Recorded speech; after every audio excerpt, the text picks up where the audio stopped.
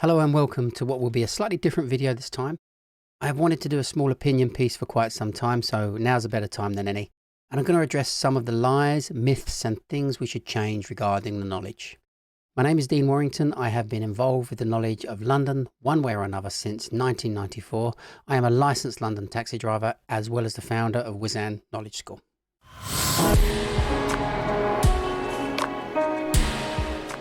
The first thing I'd like to address is the self-perpetuated lie that most people in the media, as well as taxi drivers and students, are quite happy to spread. How much do we learn? Whenever you see this issue raised, it nearly always comes with the answer of around 28,000 roads and every bar, restaurant, club and place of interest is learnt. So let's make this absolutely clear. That is completely untrue. One thing is true. The longer you do the knowledge for, the more you will need to learn. So if you are one of those students starting the knowledge that says you are in no rush and you want to do the knowledge in your own time, you are making a huge mistake because you will need to learn far more than someone who intends on completing the knowledge in around 2 years. When you learn the Blue Book runs currently, which is 320 runs, but originally was 468, it was later reduced to 400 before being reduced again to 320. You will be learning around 3,500 roads. This will be your largest single intake of road names on your whole journey through the knowledge. If you double this amount to 7,000 roads by the time you have finished the knowledge, I would be extremely surprised. So my educated supposition is we learn less than 7,000 roads. This is 75% less than we are being told. So I think maybe to impress people, we're all getting caught up in an exaggerated concept of what we need to learn. I did see one knowledge-related website mention that there are possibly 60,000 roads in the 6-mile radius of Charing Cross, and the insinuation was that we need to learn them and 100,000 possible points.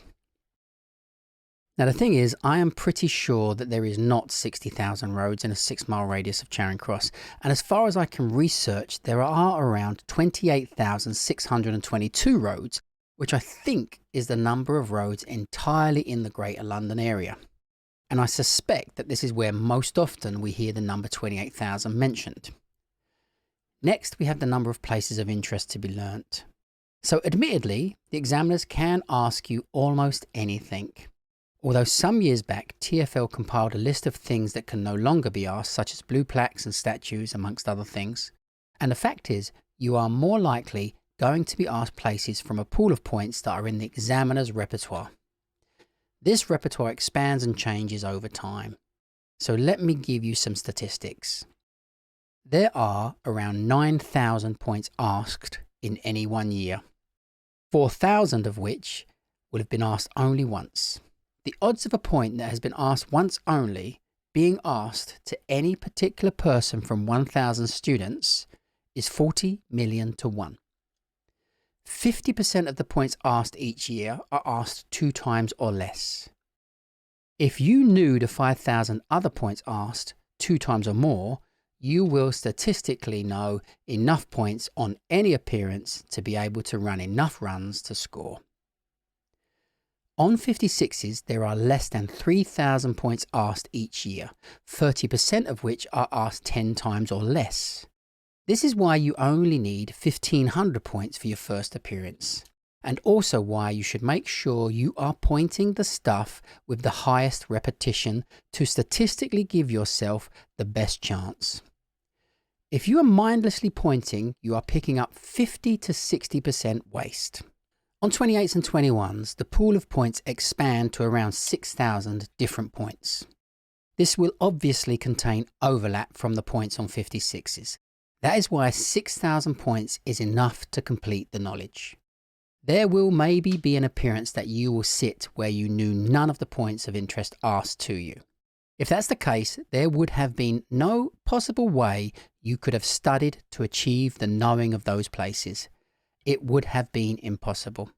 So no need to beat yourself up over those kinds of appearances and no need to change your study regime to try and prevent it in the future. So how much do we learn? around 7,000 roads and 6,000 points. And I'd just like to say one extra thing here. It would be no mean feat to have achieved that. It is a huge amount of information in itself and enough to be proud of and to make you far and away the world's most qualified taxi drivers. We do not need to exaggerate our achievement.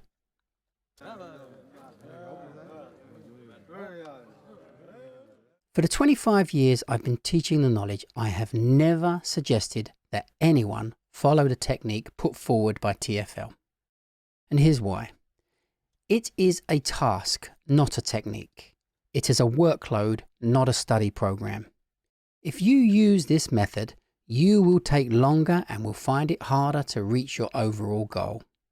What they are suggesting you do is to complete a physical task that has no real bearing on your standard of knowledge. In fact, it will make you collect clutter rather than focused learning. If you are thorough, you would have picked up about 5,000 points whilst doing your Blue Book runs, 50% of which will never be asked on your appearances, and you would have only required around 1,500 for your first appearance anyway. It tries to make you do everything at once rather than learning by progression. It asks you to know an abundance of useless and wasteful information that no examiner uses in their exams.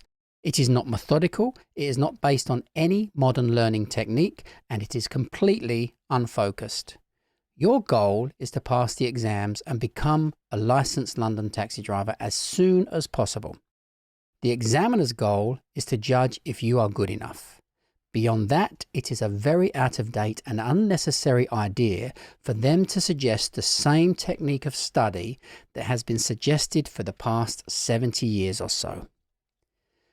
Bear in mind, the knowledge has continuously had a reduction in runs, and the knowledge itself over the same time span has progressively taken longer and longer on average to complete as time has gone by. Why do people do it? Simply because TfL tell you to, and schools tend to push that idea as an endorsement of themselves.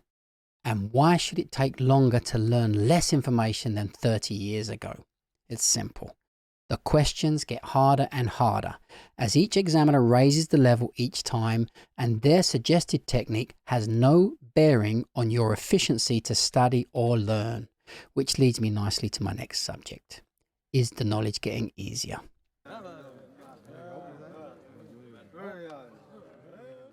Cab drivers are always concerned that the knowledge may be getting easier, and every single change that I have witnessed has made the knowledge progressively harder to this day.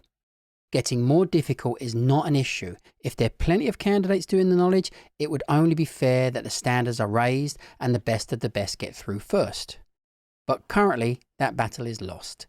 The knowledge and cab drivers need to accept that, and changes need to be made to accommodate the current situation to once again raise the numbers studying the knowledge. What can we change?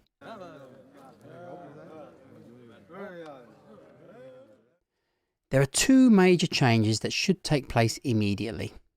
The first involves the questions that the examiners ask. 30 years ago, there was no such thing as asking students from A to B without using traffic lights. There was no such question as saying, take me from A to B without using any streets. Take me from A to B via a 24-hour chemist. Take me from A to B, but you can't use so-and-so road because it's closed. These all raise the technicality and difficulty of the question and show how we have progressively made it harder and harder as the standard has become higher and higher. The problem is there is no pool of students now to accommodate this raised standard. I can hear the counter argument about questions with roads closed and people saying it simulates a real life scenario, but there is a major problem with that. When you do the knowledge, you are not actually learning to be a taxi driver. You are trying to become a taxi driver, and once they give you your badge, you will begin to learn how to be a taxi driver. Not before. All of your traffic busting ideas, which route to use at what time of day, is all learnt once you become a taxi driver. Whilst on the knowledge, your focus should be on learning how to create the shortest journey from A to B, and nothing more. When you're asked to go via a location, it's a sneaky way of increasing your questions from 4 to 8 questions. So what we have are some examiners working towards their own agenda, rather than coherently and consistently working towards a centralized idea of examinations. There is absolutely no reason to flesh out any question other than to ask from A to B.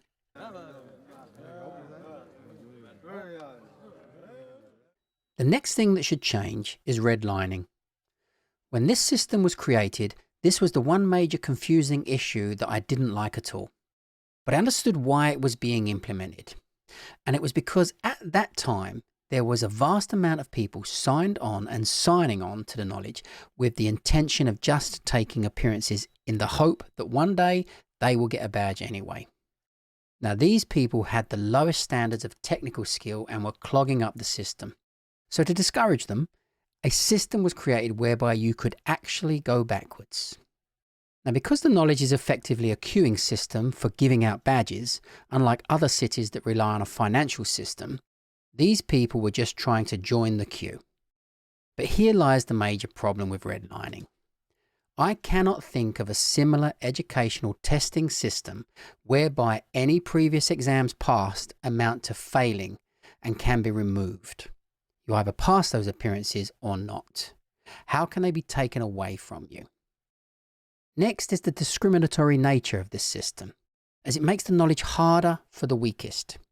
If you have passed 3 appearances and failed 3 appearances, the next appearance you have is now far more psychologically difficult, placing an undue amount of stress upon the candidate, and it's at this juncture that more people give up the knowledge than any other time.